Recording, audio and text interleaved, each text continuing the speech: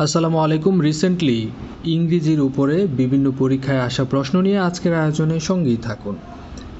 She was sliding. Sliding শব্দের অর্থ হচ্ছে নিপতিত হওয়া বা পর্যবসিত হওয়া। ডিপ্রেশন মানে হচ্ছে হতাশা, অর্থাৎ এখানে বোঝাই যাচ্ছে সে হতাশায় পর্যবসিত হচ্ছিল। আর স্লাইডিংয়ের সাথে অ্যাপ্রোপ্রিয়েট প্রিপোজিশন ইনটু ব্যবহার করা হয়। স্লাইডিং ইনটু মানে হচ্ছে নিপতিত হওয়া। The work was finished on time, অর্থাৎ নির্দিষ্ট সময়ে কাজটি শেষ হয়েছিল। অ্যান্ড উইথিন বাজেট, এবং বাজেটের মধ্যেই শেষ হয়েছিল। অন টাইম অর্থাৎ সময়ে, ঠিক সময়ে শেষ হয়েছিল, এবং উইথিন বাজেট, বাজেটের মধ্যে শেষ হয়েছিল। একটু ডিফারেন্ট কোয়েশ্চেন দেখেন। শূন্যস্থানের পরে your sincerest cooperation, I would have failed. যেহেতু পরবর্তী অংশে নেগেটিভ কথা বলা আছে যে আমি ব্যর্থ হতাম, তাহলে এখানে যেটা বসবে সেটা হচ্ছে but for your sincerest cooperation, তোমার সহযোগিতা ছাড়া আমি ব্যর্থ হতাম। আই অলওয়েজ টেক আমব্রেলা, আমি সবসময় ছাতা রাখি। কেন? ইন কেস ইট রেন্স, যদি বৃষ্টি হয়। আশঙ্কা অর্থে ইন কেস ব্যবহার করা হয়। বিল্ড আপ ইউর ক্যারিয়ার, তোমার কেরিয়ার গড়ো। এখানে দেখেন লেস্ট কখন ব্যবহার করা হয়, পিছনে যদি কোনো ধরনের ভয় থাকে। লেস্ট ইউ শুড রিপেন্ট, অর্থাৎ তোমাকে আফসোস করতে হবে যখন তুমি তোমার কেরিয়ার বিল্ড আপ করবে না। অর্থাৎ এখানে লেস্ট যেই বাক্যে ব্যবহার করা হয় সেই বাক্যের পরবর্তী অংশে সাবজেক্টের পরে শুড ব্যবহার করা হয়। Build up your career, lest you should repent. Prices for bicycle can run, এখানে দেখেন পজিটিভ ডিগ্রির ক্ষেত্রে অনুরূপ বা সমরূপ ব্যবহার করা হচ্ছে, একই রকম। অ্যাজ হাই অ্যাজ টাকা 30,000, অর্থাৎ বাইসাইকেলের দাম 30,000 টাকার মতো হতে পারে। আই ভিজিট কক্সবাজার ফ্রিকুয়েন্টলি, আমি প্রায় সময়ই কক্সবাজার যাই। However I have never been to Teknaf, আমি কখনোই টেকনাফ যাইনি। নীলা brand her hand when she was cooking dinner. এখানে স্ট্রাকচারটা হচ্ছে, প্রথম হচ্ছে পাস্ট ইনডিফিনিট টেন্স এবং পরবর্তীতে হচ্ছে past continuous tense. Burn, BURN, burn শব্দের অর্থ হচ্ছে পোড়া বা পুড়ে ফেলা, এর পাস্ট ইনডিফিনিট টেন্স হচ্ছে বার্নড। উড ইউ মাইন্ড, যখন কোনো সেন্টেন্সে থাকে তখন তারপরে যদি কোনো ভার্ব আসে, এই ভার্বের সাথে আইএনজি যুক্ত হয়।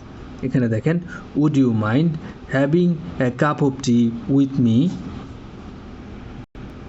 অনুগ্রহ করে আপনি কি আমার সাথে এক কাপ চা খাবেন। I wish I were in your shows, এখানে শোজ না, আসলে হওয়ার কথা সিচুয়েশন। আই উইশ, কোনো বাক্যে যখন wish, as if, as though এগুলো থাকে তখন তার পরবর্তী সাবজেক্টের পরে ওয়ার ব্যবহৃত হয়। অর্থাৎ এখানে যদি সিচুয়েশন হতো তাহলে অর্থ দাঁড়ায় আমি যদি তোমার পরিস্থিতিতে থাকতাম। আই নো ইউ, এই সেন্টেন্সটিকে কমপ্লেক্সে রূপান্তরিত করতে হবে। যেহেতু কমপ্লেক্স করতে হবে তাই এখানে একাধিক সাবঅর্ডিনেট ক্লজ যুক্ত করতে হবে। যেমন আই নো হো ইউ আর, আমি তোমাকে চিনি। সিনোনিম অফ বিটুপারেট, বিটুপারেট শব্দের অর্থ হচ্ছে গালিগালাজ করা। এর আরেকটি সিনোনিম হচ্ছে অ্যাবিউজ। অ্যাবিউজ মানে হচ্ছে অপব্যবহার বা গালিগালাজ। Find out the odd man word from the option, এখানে চারটি অপশনের মধ্যে দেখেন রাশ, রাশ মানে হচ্ছে ত্বরান্বিত করা বা তাড়াতাড়ি করা। এক্সপেডাইট ত্বরান্বিত করা, হ্যাস্টেন দ্রুত করা। আর অন্যদিকে এই শব্দটির অর্থ হচ্ছে বাধা দেওয়া। ইম্পেড শব্দের অর্থ হচ্ছে বাধা দেয়া। অ্যানালজিটি দেখুন, ওয়ার্ড এবং ফ্লাডের সাথে সম্পর্ক কী?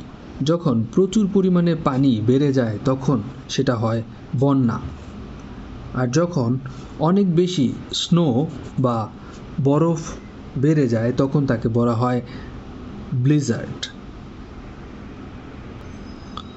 হো wrote the taming of the shrew, এটি লিখেছেন শেক্সপিয়ার এবং এটি তার একটি কমেডি নাটক।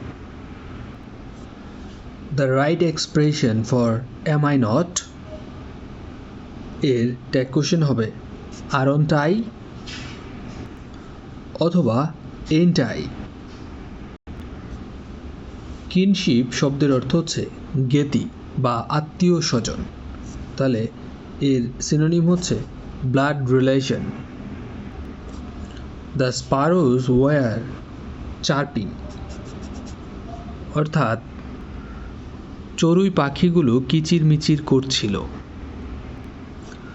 The synonym of nimble, nimble শব্দের অর্থ হচ্ছে চটপটে, যার সিনোনিম হচ্ছে অ্যাজাইল। অ্যাজাইল মানে হচ্ছে অস্থির, ক্ষিপ্ত গতিসম্পন্ন বা চটপটে। হি ডিভাইড দ্য মানি, পরবর্তী অংশ আছে টু ভয়েস, অর্থাৎ এখানে হবে বিটুইন, আর দুইয়ের অধিক হলে হতো অ্যামাং। শেয়ার বাজারে যখন শেয়ারের মূল্য বেড়ে যায় এবং সবাই কিনতে থাকে সেই সময়ের মার্কেটের অবস্থাকে বলা হয় বুল মার্কেট, যখন শেয়ারের প্রাইস রাইজ করতে থাকে। পিপল হু ডিলে রিটায়ারমেন্ট, যে ব্যক্তিরা তাদের অবসরের সময়কে দীর্ঘায়িত করে, হ্যাভ লেস রিস্ক, তাদের কম ঝুঁকি থাকে of developing Alzheimer disease or other types of dementia, স্নায়ুবিদ সমস্যা বা স্মৃতি ক্ষয়জনিত যেই সমস্যাগুলো ওগুলো কম হয়ে থাকে বা ঝুঁকি কম থাকে। With inexperience climbers, overcrowded with inexperience climbers, অতিমাত্রায় অনভিজ্ঞ পর্বত আরোহীদের ভিড়ে। অ্যান্ড পলিউটেড উইথ ওয়াস্ট, ময়লা আবর্জনায় পরিপূর্ণ। Mount Everest is in danger, Mount Everest এখন বিপর্যয়ের মুখে। তাহলে এখানে হবে overcrowded with inexperience climbers and polluted with waste, Mount Everest is in danger. Arif is always admired, Arif সবসময় সমাদৃত হয় কিসের জন্য? For his great political acumen, তার রাজনৈতিক ধী শক্তির জন্য। Arif did not properly utilise the time, Arif সময় মতো তার বা ঠিক মতো তার সময়কে ব্যবহার করতে পারেনি। As he went on delivering on one point alone, কারণ সে শুধু একটি বিষয়কে আমলে নিয়েছিল। There are divergent views on the issue of winding up the company. Divergent শব্দের অর্থ হচ্ছে বহুমাত্রিক, বহুমাত্রিক ভিউ মানে মতাদর্শ আছে on the issue of winding up the company. Winding up শব্দের অর্থ হচ্ছে কোম্পানিকে বিলোপ সাধন ঘটানো। The government must dash all resources of energy, অর্থাৎ বোঝাই যাচ্ছে যে শক্তির সব ধরনের সম্পদ সঠিক ব্যবহার করতে হবে সরকারকে। মাস্ট হারনেস, হারনেস শব্দের অর্থ হচ্ছে সঠিকভাবে ব্যবহার করা অর্থাৎ ইউটিলাইজ করা। The government must utilise or harness all resources of energy. The victim ক্ষতিগ্রস্ত, অ্যাপ্লাইড ফর আবেদন করেছিল, অ্যান্ড ওয়াজ গ্র্যান্টেড, গ্র্যান্টেড মানে হচ্ছে মঞ্জুরি হওয়া, লিগেল এইড, লিগেল এইড মানে হচ্ছে আইনি সহায়তা, বাই দ্য গভর্নমেন্ট মানে সরকার কর্তৃক আইনি সহায়তা মঞ্জুর করা হয়েছিল ওই ক্ষতিগ্রস্ত ব্যক্তিটা আবেদনের প্রেক্ষিতে, তাহলে এখানে হবে granted. We had a dash of cold weather in November. এখানে খুব সুন্দর একটি ফ্রেজ আছে, সেটা হচ্ছে স্পেল অফ শব্দের অর্থ হচ্ছে পালাক্রমে। We had a spell of cold weather in November. নভেম্বরে আমাদের দেশে পালাক্রমে ঠান্ডা আবহাওয়া বিরাজমান থাকে। এতক্ষণ ছিলেন স্বপ্নের স্কুলের সাথে। সাময়িক ব্যস্ততার জন্য বড় বড় ভিডিও আপনাদেরকে উপহার দিতে পারছি না, কিন্তু অতি শীঘ্রই আপনাদের মন মতো এবং প্রস্তুতির সহায়ক ভিডিও নিয়ে আমরা হাজির হব। ততক্ষণ পর্যন্ত স্বপ্নের স্কুলের সাথেই থাকুন। আসসালামু আলাইকুম।